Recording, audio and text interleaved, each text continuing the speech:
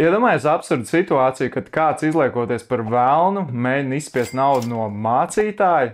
Tieši ar šādu absurdu lietu pie manis vērsās Latvijas televīzija un lūdza, lai mēs viņam palīdzam atrast šo naudas izspiedēju. Un mēs to arī izdarījām. Tūlīt pastāstīšu, kā.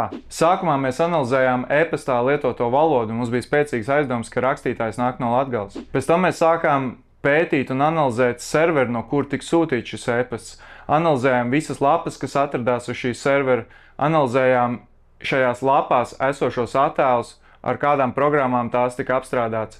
Analizējām dažādas servisus, kas tiek lietoti šajā serverī, un savilkām kopā vienu konkrētu cilvēku, kurš ir gan iesaistīts šo servisu izstrādē, gan arī ziedojis tur naudu. Mēs no šīs servera izguvām vēl ļoti daudz dažādas informācijas, kas mums norādīja uz konkrētu personu.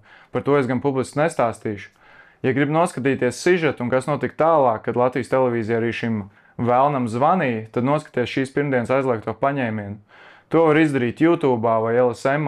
Tas, ko es gribu ieteikt tev, nemēģini tēlot gangsteri, saskatīties mans video par krāpniekiem un tagad mēģināt kādam izkrāpt naudu. Izspiešana, iebiedēšana un šantāža nav rotais, un šādai rīcībai vienmēr ir nopietnas sekas. Bet, ja tu esi izspiešanas upurs, tad noteikti par to ziņo policijai.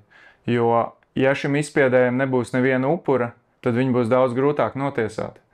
Un, ja tev ir laiks, tad noteikti atrakst arī mani, ja būs iespējams, centīšos palīdzēt. Šim krāpniekam es dodu atzīmi 2 no 10.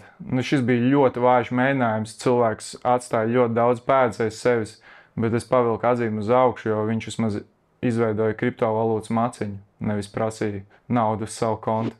Un es ceru, ka tu kaut ko iemācījies.